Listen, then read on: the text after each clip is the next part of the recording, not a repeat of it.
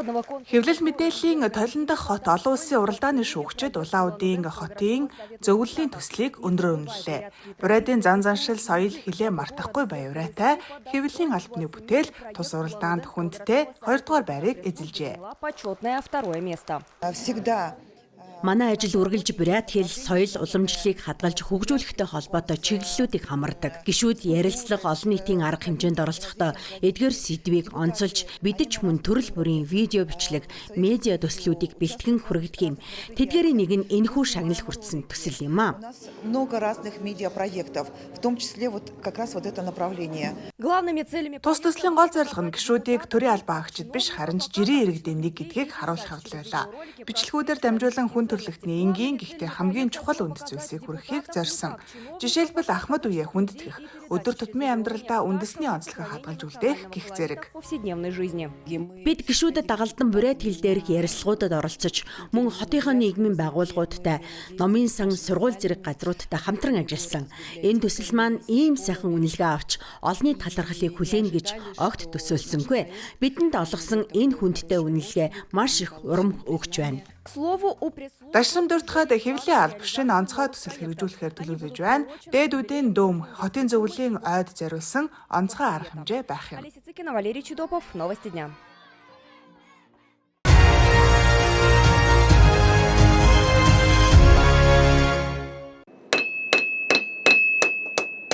Александр Кондратьев Черняк бол удам залгасан дархан хүн.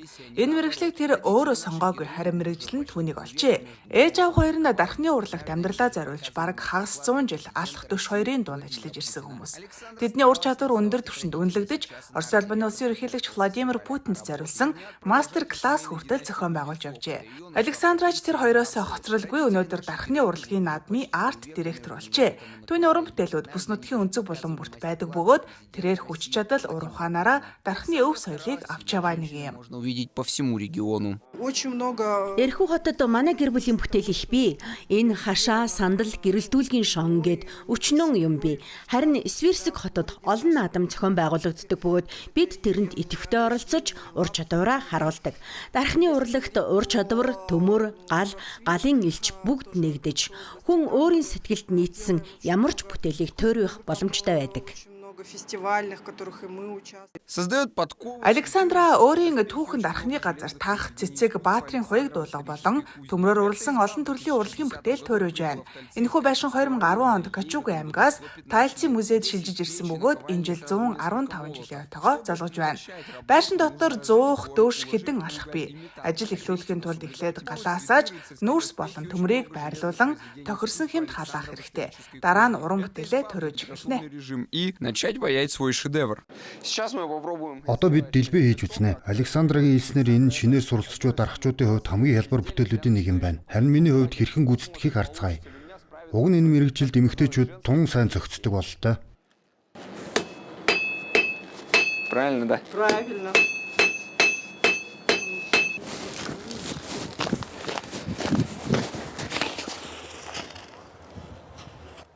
Ингэж бүтээлээ хөргөөд ээжтэй олон улсын эмэгтэйчүүдийн өдрөө бэлгэлэх бэлгээ бэлэн болголоо. Санаж яваарай. Хамгийн үнэтэй бэлэг бол өөрийн гараар хийсэн сэтгэлийн бэлэг юм шүү. Лина Манжула мөн энэ мэргэжил өөрийг нь олсон гэж ярьдаг. Хүүхэд байхдаа ангийнхныгаа дээрлэхтэй олонтой тулгарч байсан тул өөрийгөө хамгаалж сурахын тулд панкратионы бэлтгэл явж эхэлжээ. Цаг хугацааны явцад мэргэжлийн тамирчин болж олон түвшний тэмцээнд дараалан төрүүлсэн байна. Тэрээр ирчүүдтэй хийсэн тулдаанд ч ялалт байгуулж байж. Өдгөө бараг 10 жилийн турш хүүхэд насанд хүрэгчдийг бэлтгэж байна. Ленагийн хэлснээр хөдөлмөргүйгээр амжилтад хүрэх боломжгүй гинэ. Үнэхээр хүнд байсан. Би анхандаа юу ч хийж чадахгүй нэ гэж бодож байлаа. Учир нь энэ бол яг нейрогимнастик шиг зүйл. Толгоогоо, гараа, хөлөө зэрэг ажилуулдаг. Харин одоо охтууд энэ спортоор хичээлэх болжээ. Учир нь нийгмийн хэвшмэл ойлголтууд өөрчлөгдөж, амьдрал өөр чиглэлд эргэж байна. Мөн эцэг эхчүүд ч гэсэн энэ спортын ач холбогдлыг ойлгодог болсон. Она легко может пройти. Мария Сидельникова 20 гаруй жилийн турш троллейбусны жолоочоор ажиллаж байна. Өдөр бүр тэр энэ онцгой авиртай хүлгийн ард олон цагийг өнгөрүүлж хотын гудамжаар зорчигчтой аюулгүй хүргэдэг. Энэ ажил зөвхөн жолоодохоос гадна хурдыг нь тохируулах, зорчигчдын урсгалыг хянах, хамгийн чухал нь техникийн хөдөлгөөнийг нарийн удирдах, цахилгаан хүлээн авахчийг цахилгаан шугамд алдаагүй чиглүүлэх ур чадвар шаарддаг. Энэ бол магадгүй эмэгтэйчүүдэд хамгийн их тохирох иршүүд мэрэгжил байх гэж тэр инээмсэглэн ярьж байна. Из неженских профессий. Ну, вообще мне нравится моя работа. Надад миний ажил таалагддаг. Зарим нь хүнд хэцүү л гэдгийм. Тийм ээ хэцүү. Гэхдээ салахын аргагүй шүү. Рабочий день у Марии. Мариягийн ажлын өдөр өглөөний 5 цагт эхэлдэг. 3 цагт тэр ажилдаа бэлтгэж замдаа гардаг. Өдөржин зорчигчдыг аюулгүй тээвэрлсний дараа ээлж бүрийн төгсгөл тэрээр үнэнч нөхрөө буюу троллейбусаа депод байрлуулж дараагийн өдрийн аялалд нь бэлтгэдэг. Друга в депо.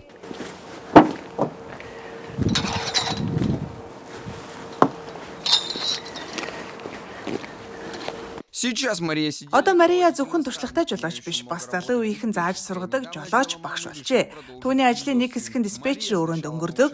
Харин саяхан түүний хүүч ээжийнхээ мэргэжлийг өвлөн үргэлжлүүлэхээр шийджээ. Сонирхолтой нь Мария эхлээд троллейбус жолоодож сураад дараа нь л энгийн автомашины жолооны үнэмлэхээ авч байж. Анхандаа хоёр өөр тээврийн хэрэгслийн удирдлагад бас хамаргүй байсан ч удалгүй төвөггүй зогсож чадсан байна. Харин ямар тээврийн хэрэгсэл жолоодох хэцүү вэ гэх асуултад тэр тодорхой хариулт өгдөг юм. Отвечает однозначно. Если машины есть... Машинд бол ганц л зам бий. Бидэнд 2 зам бий. Нэг нь доор, нөгөө нь дээр. Дээд зам хамгийн хэцүү нь. Тэнд тусгай хэсгүүд, замын гарцууд, сумнууд, чиглэлийн өөрчлөлт гээд маш их зүйлсийг анхаарах хэрэгтэй. Бүхнийг нарийн тооцоолж болгоомжтой явах шаардлагатай. Тусгай хэсгүүд дээр хурд хүртэл нарийн зохицуулагдсан байдгийм. И там определенная скорость на них. Все наши героини. Өнөөдрийн бааtruуд бүсгүй хүний хувьд ямар ч мэрэгжилд хязгаараагүй гэдгийг харуулсан гайхалтай жишээ юм. Тиймээс олон улсын эмэгтэйчүүдийн эрхийг хамгаалах өдрийг өгтөж, эмэгтэйчүүддээ өөрийн хүсэл сонирхлоо замнаж, сонгосон мэрэгжилдээ жинхэнэ мастер болохыг хүсэн ёроо. Специально для программы новости.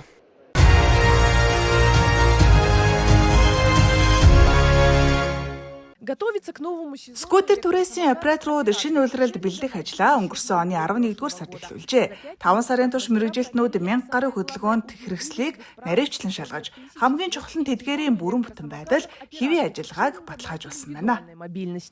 Цахилгаан скутер бүрийг бүрэн задлж, бүх хэд ангуудыг шинжилдэг, дугуй олигчийг бүрэн солихоос эхлээд шин тоормос, шин дугуй суйрлуулж, гаднах хөнгө төрхийг ч бүрэн сэргэнэ. Үүнд хүрээ, хөдөлгүүр, дугуй болон бүх гад руу дахин будаж өнгөлөх ажлууд багтана. Аюулгүй ажиллагааг хангахын тулд бүх хэд ангуудыг шинжилгэхээс гадна шин тоормосны нагладаг, шин дугуй, шин далавч, шин хөл тавих хэсгүүдийг суйрлуулна. Энэ нь зөвхөн гаднах байдлыг сайжруулах зогсохгүй, хотын тэгш бус замаар явхад үүсэх зориглтыг багасгахад чухал үүрэгтэй юм а. Цахилгаан скутерийн хамгийн эмзэг хэсгүүд нь ихэвчлэн буруу ашиглалтаас болж гэмтдэг. Үүнд дугуй, тоормос, бариул, далавч зэрэг багтана. Хэрв зарим мэд ангуудыг сэргээн засварлах боломжгүй болдог бол мэрэгжилтүүд дугуйнд 2 дахь амьдрал бэлэглэн дахин ашиглах боломжтой болгодог. Бид чадсан мэдрэгчүүдийг хөдөлгүүр дугуйг шинчилж соронзуудыг бүрэн сольдог. Зарим тохиолдолд сайлныг хэвдэрч хөдөлгүүр дугуй руу ус нэвчэн орсноор соронз зэвэрч улмаар хөдөлгүүр ажиллагаагүй болдог юм. Иймээс бид тэр дугуйн соронз мэдрэгч болон холбогч утаснуудыг бүрэн сольж тоног төхөөрөмжийг шинжилдэг юм а. Улирлын туршид мэрэгжилтнүүд бараг 200 орчим дугуйг солих шаардлагатай болдог. Засвар зөвхөн бороотой улирал зам дээрх шалбаагнаас үүдэлтэй богино холболтоос болдоггүй байна. Зарим тохиолдолд гүн уснаас ч болдог гин. Түрээсээ операторууд цахилгаан скутерүүдэд борооны ус зайлуулах сувг, читинка гол, кинон, нуур зэрэг усан орчноос татан гаргаж байж. Мөн зарим тохиолдолд подвал худагнаас олж бүр автобусны буудлын дээврээс хүртэл буулгаж байсан удаатай гинэ. Харин ийм мундаг жолоочдын үйлдэлийг илрүүлэх амархан. Цахилгаан скутерийн байрлал болон хамгийн сүүлд түрээсэлсэн хэрэглэгчийн мэдээллийг GPS трекерийн тусламжаар хялбархан тогтоодог. Дүрм зорчигчдыг харж их саралтад оруулаа зогсохгүй, мөнгөнд торгуулж ногдуулдаг гинэ. Насан туршийн цахилгаан скутерийг хүүхдэд шилжүүлсэн тохиолдолд 10,000 рубль, 2 хүн нэг скутер зэрэг унвал 5,000, харин тусгай зогсоолоос гадуур байршуулсан бол 1,000 рублийн торгуул ногдуулна. Прокатиться с ветерком. Читаахтай оршин суугчид удахгүй 4-р сарын ихээр тогтвортой дулаархад мөс хайлж явган зам цэвэрших үед цахилгаан скутерээр аюулгүй бөгөө дөрмийн дагуу зорчих боломжтой болно. Гэхдээ энэ улирал тийм хурдан эхлэхгүй бололтой. Учир нь улсын тээврийн яамнаас цахилгаан скутер жолоодох доод насыг 16 болон нэмэгдүүлэх саналыг дэвшүүлсэн байна. Гэхдээ одоохондоо санал төдий байгаа ч. Инициатива.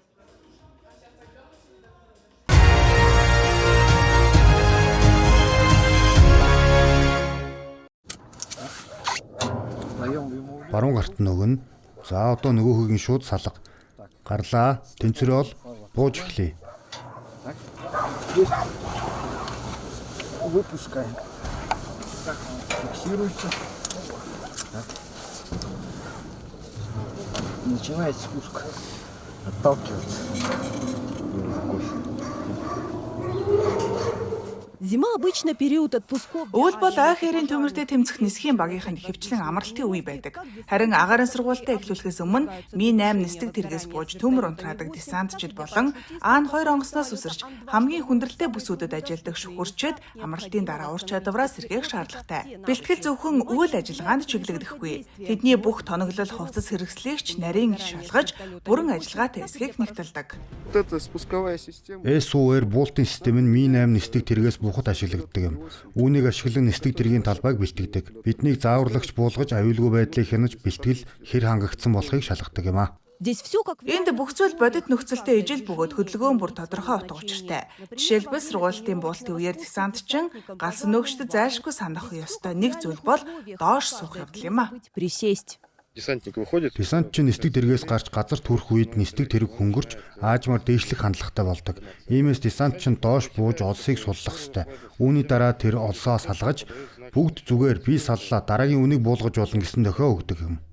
Шүхэрчин галс өнөөгчд энэ үед шүхрээ зөв эвхэх сургуульд хийж байна. Энэ нь мөн л маш чухал ур чадвар бөгөөд ялангуяа цаг хугацаатай уралдаж ажиллах үед амин чухал үүрэг гүйцэтгэдэг. 4 жилийн турш Александр Банин багийнхантайгаа хамт ийм бэлтгэл сургуультад оролцож ирсэн. Харин одоо тэр албан тушаал ахиж сургуультад хамрагдан энэ жилийн төмрийн үлрэлд нисхийн ажиглагчийн хуваар ажиллах бэлтгэлээ базааж байна. Түүний үүрэг бол агаарын эргүүлийн чиглэлийг төлөвлөх явдал юм. Хамгийн сонирхолтой нь тэрээр уул нь багш хүн юм. Образованию он педагог. Тренировки помогают нас. Сургууль 100% хэрэгтэй байлгүй яах вэ? Учир нь энэ нь агаарт байх айдсыг, онгоцноос үсрэх айдсыг даван туулахад тусалдаг. Манай ажил улирлын чанартай учраас өвлийн саруудад завсарлага гардаг. Тиймээс сургуульд бүр биднийг бүх үйлдэлээ автомат түвшинд гүйцэтгэхэд сургадаг юм. Агаарт хийх бүх хөдөлгөөн, шүхэртэй ажиллах, эвхэх гээд бүгдийг нь бэлтгэлийн явцад төгс эзэмшсэн байх ёстой. Укладка и тому подобное. Өнөөдөр Нерчинскийн салбарт 8 шүхэрчин болон 34 десантч ажиллаж байна. Хамгийн залуу галс өнөөгч дөнгөж 23 настай тус багийн бүрэлдэхүүн тасралтгүй өргөжиж байгаа юм байна.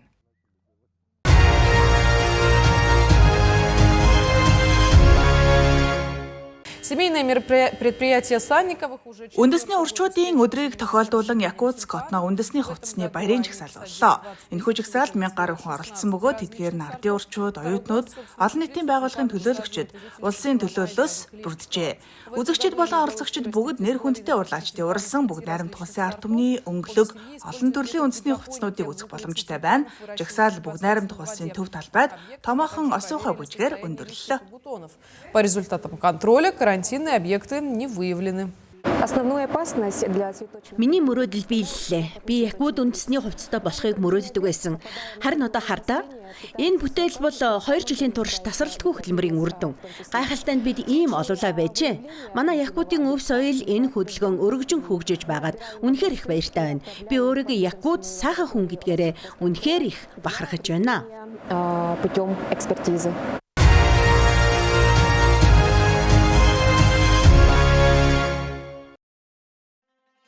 Хятадын нэгэн зөөр өгөнд тэнгэрт деважин байдаг. Харин газар Ханчжоу би химээдэг.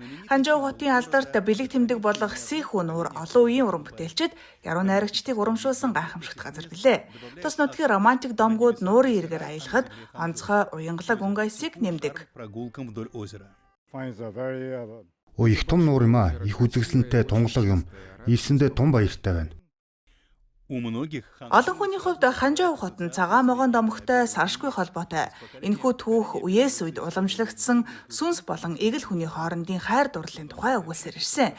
Тэдний хувьд тавилан шийдсэн учрал яг энд Сэхүү нуурын ирэг дээр болсон гэдэг. Өнөөдөр Ханжаагийн хамгийн алдартай дурсгалын зүйл бол цагаан могоон сүнс биелэлээ олсон үзэсгэлэнд Бай Сүүчиний гар урлалын баримлууд юм а.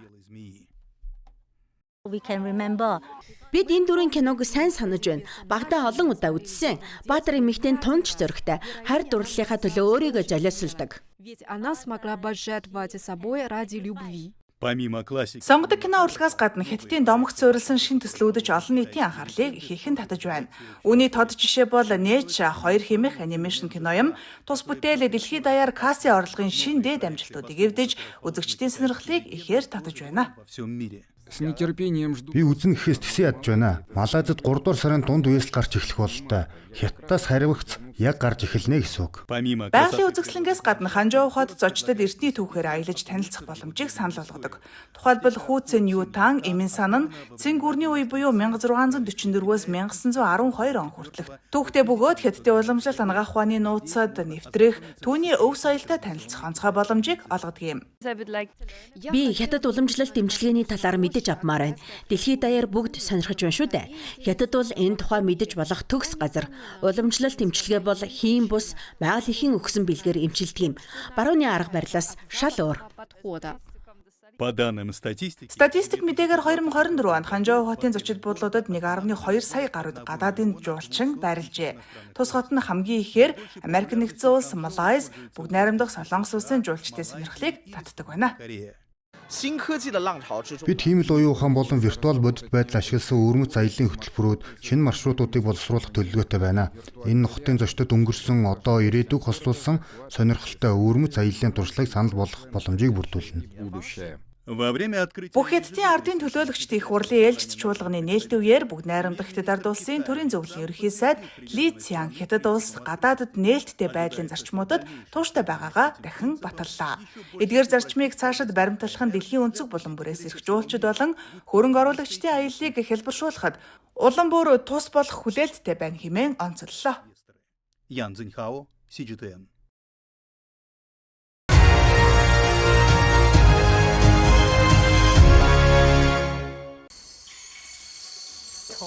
Би 5 настайгаас бүжигт суралцаж эхэлсэн. Эхэндээ ээжтэйгээ хамт бэлтгэл хийдэг байсан.